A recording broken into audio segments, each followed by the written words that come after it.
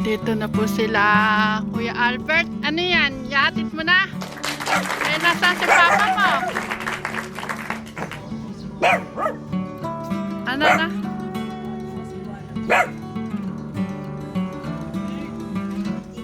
Asan si Papa mo? Hindi man lang pumunta rito.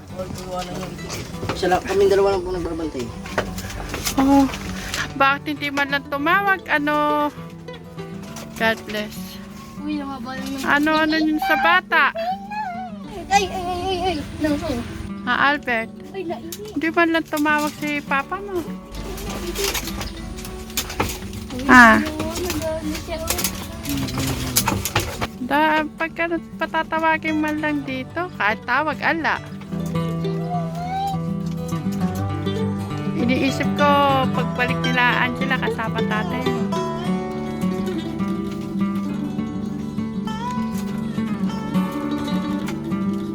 Ano oras kayo balis doon? Ganina lang po. Andiyan pa rin kayo sa Barangka. Midnight. Namiss mo si Kuya Angelo? Namiss mo?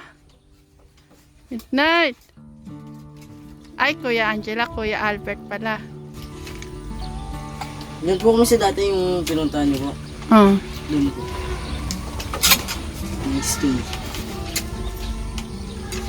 Iba ka na. Kanyari siya. Ano ka? Hindi ko alam ano ni tatay mo kung tungkol dyan sa mga bata. Kasi sabi sa akin ni Angela, ta-transfer sila. Hindi po sila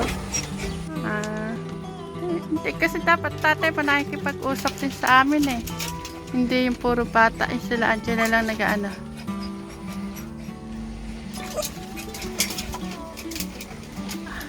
Midnight ay. Gusto ko kargay mo nga muna Albert. At namiss ka. Naka.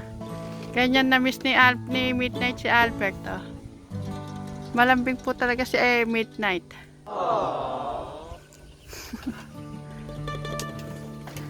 Namiss mo ba Midnight? Kuya Albert? Si Angelo, kayo tayo mali ka. Ay, si Midnight to. Kasama ka ba kay Kuya Albert? Midnight. Ano ka sa akin ka na lang muna. Ano ka na? Sa akin. Ay. Humahaba na po mga ka-jolly buhok ni Midnight. Ay, nako. Nagwawala. Halika, nagwawala ka. Ay, nagwala ka. Ay, Midnight, mahabol ka kay ano. Ate Angela niya, ay ano, nanahimik. So, kanina pa. Ganyang na-miss ni Midnight ang mga kuya niya, ate. Oh, Angelo! Ano nangyari? Angelo, ano nangyari? Umitim ka. Siguro nagpastol ka na. Ay, Diyos ko, na-miss ni Midnight ang mga ate. Tira yan. Ay, hindi, makakawala yan. Tatakbo. Tatakbo yan. Yung kay Rainier. Pag may tali, sumasama kay Rainier. Isaratan yung pinto. Oh, Angelo, kamusta bakasyon? Hindi, marap ka muna rito. Tatanungin kita. Kamusta bakasyon? Oh, ano, dito kayo mag-aaral o ano? Dito daw po. Dito kayo mag-aaral.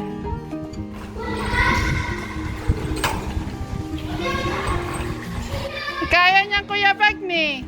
Hindi na naman si Tatay Albert ang naghatid sa kanila. Ha? Kahit anong busy tatay sa trabaho, pag ano yung mga anak. Ano yung muna sana, unahin muna yung mga anak. Trabaho, andyan naman si Albert.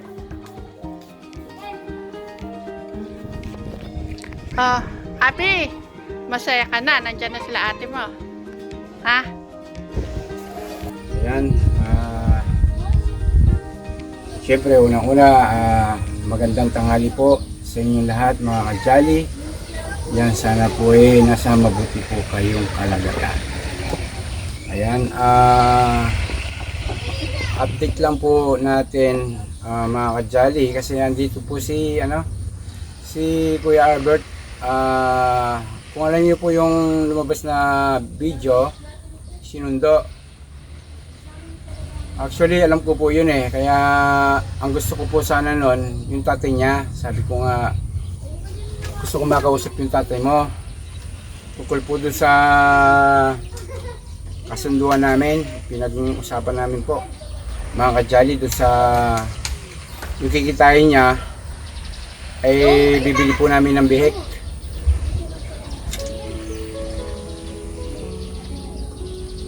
Yan. Tapos hindi naman po siya naghatid para po siya makausap po ng harapan para po tatanong ko rin kung tapos na po yung kanilang yung itik nila, kung nabenta na. Kasi ang alam ko baka nabenta na eh.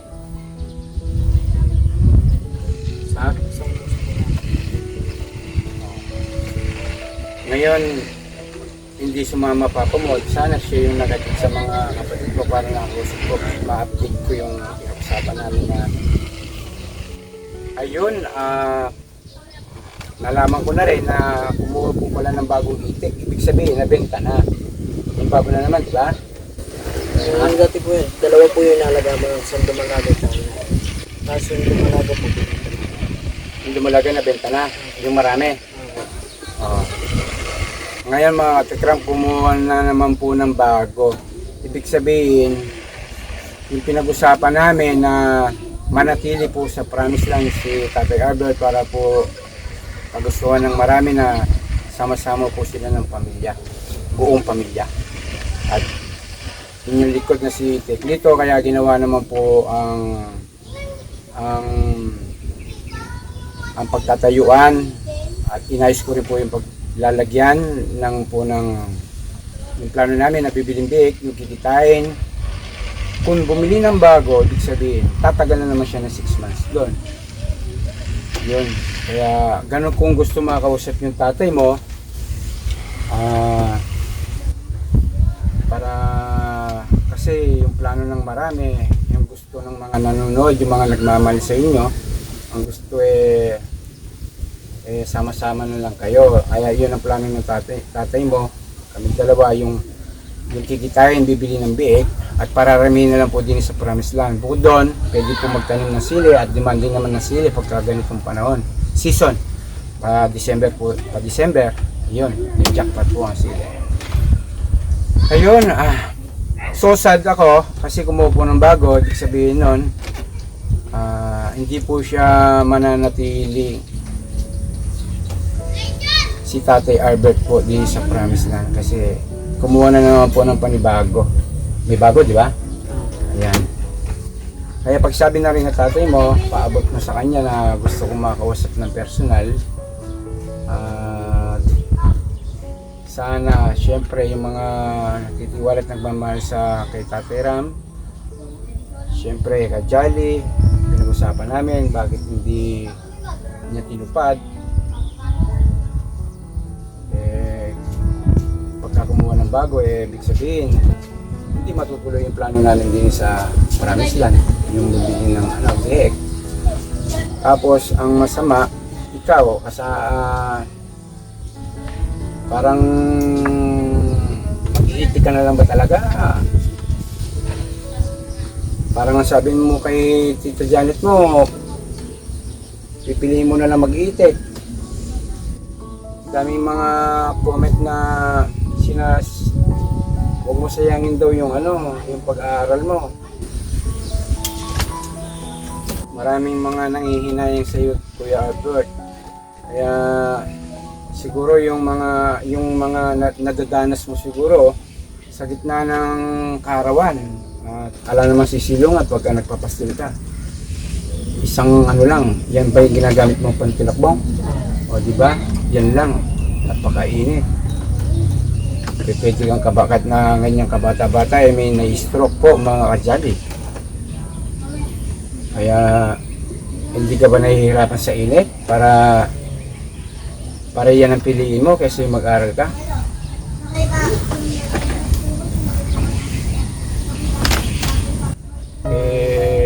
Baka naman tinutulak ka pa ng tatay mo para mag-itik ka. Makasama ka lang niya sa irap dun sa bukid. Hindi naman. Pero mas lamang siguro na promise mo na mag-ari ka ha. Sayang yung yung knowledge. Diba yung natapos ka ng kahit na grade 12. Kung makikita nyo po mga kajali, yung pong sa likuran po natin nagdagdag po ako ng butas doon. At alam po kasi na yung plano po namin ni Tatay Albert magkikitain niya, bibili po na namin bieg. At kung mga kagustuhan po ninyo, sinusunod ko naman. Kaya si Tatay Albert ang hindi sumusunod mga kajali. Kaya so sad. Kaya kakausapin pa natin si Tatay Albert, wala. Ang nagatid si Kuya Albert. Kaya hindi po hanggat hindi ko po siya nakakausap ng man to man, hindi po natin alam po ang sagot. Kailan mo kaya, Albert, masasabi kay Papa mo pumunta dito? Dapat isang beses pumunta siya, makipag-usap siya. Yan sa mga kapatid mo. Ala rin akong Kasi ang usapan namin ng tatay mo, hanggang sa mabenta yung itik. Siyempre, panibago na namang yugto yan. Ala na naman kami pinag-uusapan about sa mga kapatid mo, tungkol sa mga kapatid mo, ano ni Papa mo.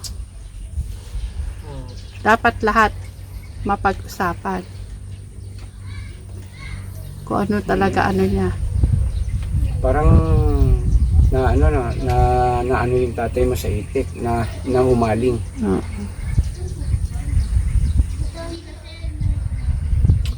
Paano yung plano natin mga kajali? Parang yatang Back to zero. parang di po yata yung plano po natin hindi po yata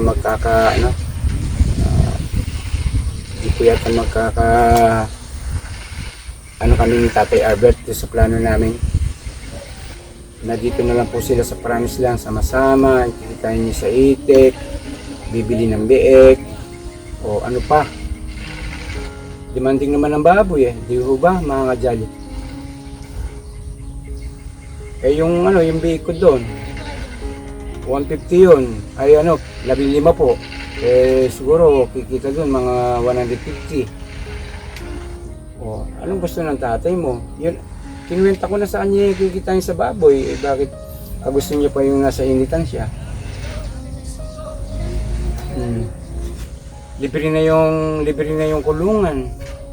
Bibili na lang ng biik. Kung sa mga pagkain, ako nang bahalang uutang. Ang dami ko naman. Nauutang na may pagkain. Ang dami ko pong mautangan at marami po akong friend na mga nagtitinda po ng pits clinic po sa amin pong barangay Mapanike, Candaba, Pampanga. Kaya yung mga nanonood, yung mga lahat ng mga comment nila, okay naman.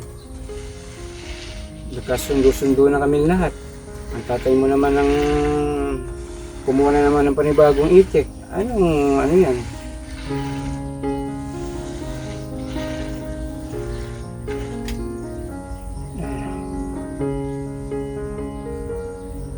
Parang kahapon pa lang inaayos ko pa lang yung ni Tatay Freddy. Tatay mo na naman ang inaayos natin. Ba't ganun? Mga matatanda na ngayon, ang hirap na atang turuan. Po kasi yung po namin, yung sa nagpapastor sa unahin, tinanggal po. Nakasira po siya ng pula. Nakasira ng pula. Tinanggal po siya. Tapos sabi po nung boss namin, kami nahanggap po mag-alaga. Lakas mo, Albert. Pakilakas. Ibig sabihin parang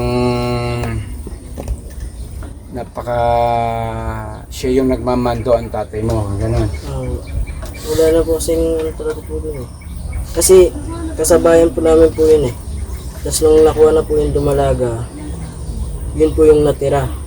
Tapos, nung natira, yung sa namin kasama naman, nakasira na po na, tinanggal po ni boss. Tapos wala po magbabantay. Kaya po, kami po yung pumalit. Ibig sabihin, yung inalagaan niya ng pangalawa na yon, dumalaga na talaga, hindi na yung pangsisiw. Oo, inahin na po yun, nangingitlog na. Inahin ng iklog, parang tinanggal lang ng boss mo, dahil dalawang hati, ganon, yung itik na yon. Bukod sa tatay mo, mayroon pang isa. Oo. Kala ko kumuha ng bago. Hindi, sabi ni Albert, kumuha ulit ng bago. Hindi po bago. Ano lang po, kasi wala na po yung iba po yung una po namin.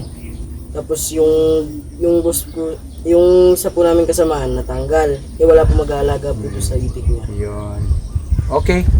Sabihin, mayroon pa palang pag-asa, mga kajali. Hindi po pala na kumuha ng palang bago na sisiw na alagaan sa umpisa. Yung sisiw po, hindi po. Hindi. Okay.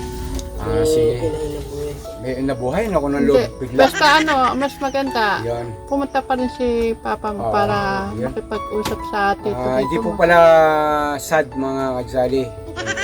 Kaya po pala medyo tumagal. Yung pong dalawang panik po pala yung inalagaan yun sa boss nila. Parang tinuloy lang nung tatay mo yung pag-aalaga din kasi tinanggal, nakasira yung di ba? Ganon. Yung mga kajali, medyo yung aking pakiramdam. Lumuwag, akala ko naman Pero po mas mahalaga, ang importante pag-iabot na lang kay tatay mo na gusto ko siya makausap personal para update siyempre sa mga ating mga mahal na mga manonood. Siyempre ayoko ng ang kagustuhan ng marami dito na lang ang tatay mo. Sama-sama kayo ng pamilya, ang dami na yan. Inayos ko na yung kulungan ng pambaboy na bibilin nga namin. Yun. Salamat at kala ko naman bumili po ng bagong alagain. Parang tinuloy lang yung alaga, no? Pero kumusta ka naman? Parang uling ka na. Balugang-baluga ka na. Nawala yung pogi, kagandahan ng lalaki mo tuloy. Nang itim na pumayat. Yun, sinipsip ng araw yung katas ng katawan mo. Basta Albert, inom ng maraming tubig kasi nakapilat kayo sa sikat ng araw. Tama lang yung tumulong kayo sa tatay nyo pagka ganyan bakasyon. Nakakaluwag sa kanya. Pero yun naman pagpalit mo yung eskwela doon sa pagpapalaga ng itik, so bad. Hindi yan maganda. Na mga kajali. Tulungan mo sarili mo. Kami siyempre andang tumulong sa inyo at kagabayan namin kung ano naman yung mga nais nyo din para maayos ang buhay nyo. Alam mo naman si Teklito, siyempre lumalakas ang Teklito mo sa mga kajali, sa mga tuloy na nagmamahal sa amin, sumusuporta. Basta Kuya Albert, kaya kita ng tulungan mo tatay mo ngayon.